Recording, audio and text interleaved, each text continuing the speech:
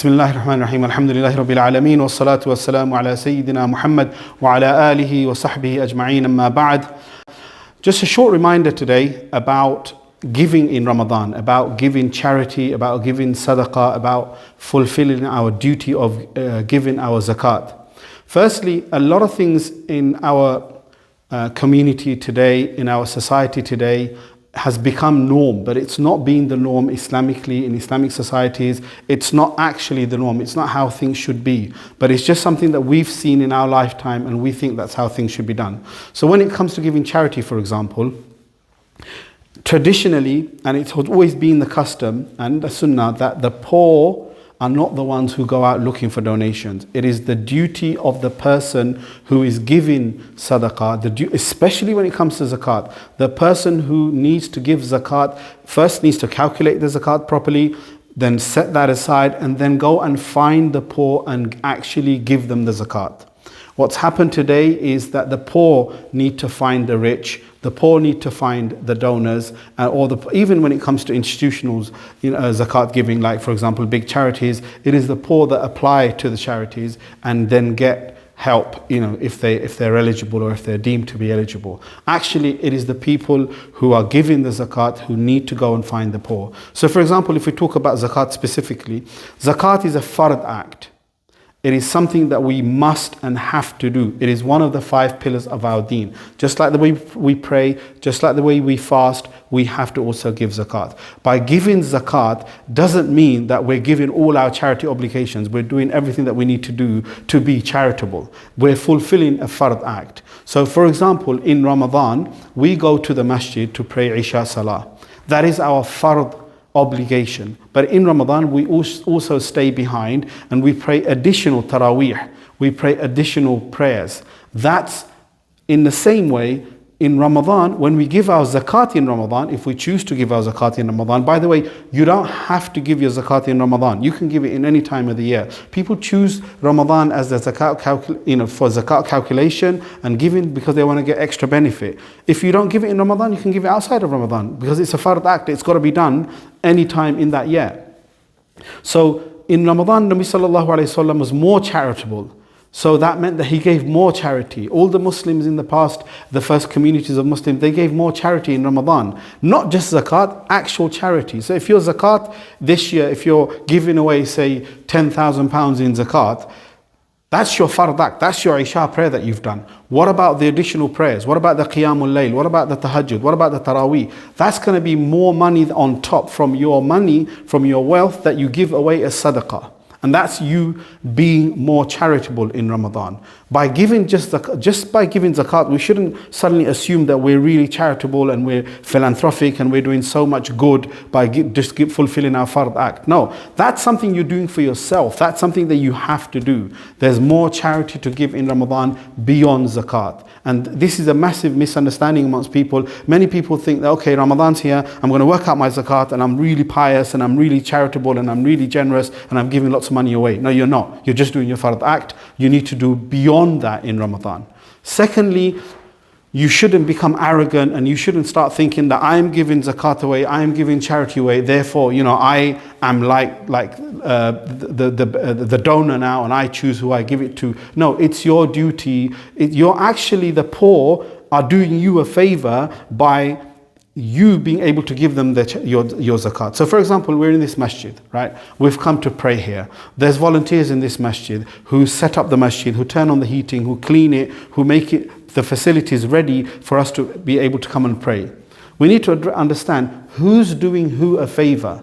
Are we doing the volunteers of the masjid a favor by coming and praying here? Or are the volunteers doing us a favor by actually setting up the masjid so that we can come and pray? And that's really important when you're giving charity, especially when you're giving zakat, that you're not doing the poor a favor. The poor are doing you a favor because you are able to fulfill and discharge your duty of giving zakat. In the same way, there is Sadaqatul Fitr, Zakatul Fitr, which is fitra or whatever you want to call it, fitrana. This is separate to the zakat that we give. This is a specific act of charity obligation that is for Eid Day. We should give it before Eid Day. The spirit of fitra is that the poorest of the poor, even they get to celebrate Eid by having a nice meal. So what is fitrah? If you look at the hadith, if you look at the commandment from Prophet ﷺ and the guidance in hadith, it's about a meal, it's about giving food items away. And there are scholars who still say that you have to give the actual food items, you cannot give money, but a lot of the scholars say that you can actually give money, the equivalent value of the food items, you can give that away in charity. So how do we calculate what the fitrah amount is? It's not £4, it's not £2, it's not £7. It's based on the value of certain food items. It's calculating the value of those food items, i.e. a sa'a, so which is around 3.75 kilograms. That's the most accepted sort of the volume or the weight of that of a sa'a. There are people who say it's more, people who say it's less, but let's just go by 3.75 kilos. So 3.75 kilos of dates or barley or wheat. There is an opinion that it's half of a sa'a, i.e. like 1.85 kilos of wheat. Now this is based on wheat at the time of the companions, especially wheat that came in from Syria, was more expensive than the cost of dates. So some of the companions and the later ulama said, if you're giving wheat, you can give half a sa'a. But it was because half a sa'a of wheat was the same value of dates and barley. But today, wheat or flour, it's alternative that no one buys wheat and grinds their own flour. We just buy the flour directly, is the cheapest of the item. So actually, this calculation and this message that's been going out for decades in this country especially, and in some places around the world, where fitrah, Zakatul Fitr or fitrah is fixed, and you go to the masjid and you see a message, it's £1.50 or £2 or £5, that's totally wrong. It should be, this is the minimum amount that you should give a fitrah. Okay, and we've set this norm in our mind that we think we're going to give fitrah, we go to the masjid on Eid day and we give away £5 or £2, whatever our masjid has put up. It's actually the fault of the masjid committees, and also a lack of transfer of knowledge amongst the scholars here to the community, that fitrah isn't just what somebody's put up on a board. It's a calculation based on food items. The essence and spirit of fitrah is that the poor get to eat a good meal. Now let's take away the food items and the fiqh for a minute and think about ourselves. How do we give fitrah? According to my own personal status. How much would I spend on a meal on Eid day? If I took my family out for a celebration or to celebrate Eid for a nice meal, how much would I spend per head? Would it be £2 a head? So when you give charity, you should give charity according to your own standards. Allah subhanahu wa ta'ala tells us directly in the Quran that we shouldn't give things that we don't accept ourselves.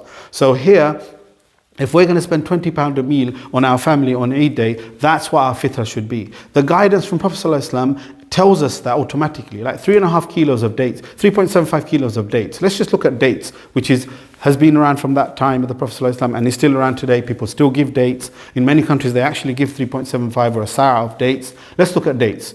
An ordinary, like Safawi, you pick an ordinary, a type of date.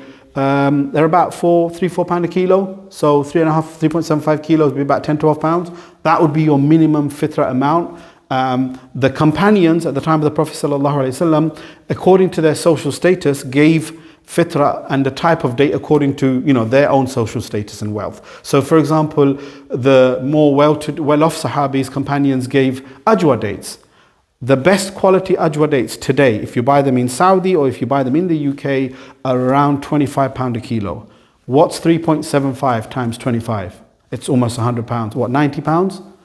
That if you live in a house that's above average, like you live in £1 million house, you drive an expensive car, you have a job that's way above the national average wage, that's what you earn, or you have a business that earns you more than that, you are not giving £10-12 fitrah. You are giving 30, 40, 90 pounds, because that's Allah subhanahu wa ta'ala has blessed you with that income, with that barakah in your income. That's what you should be thinking about giving.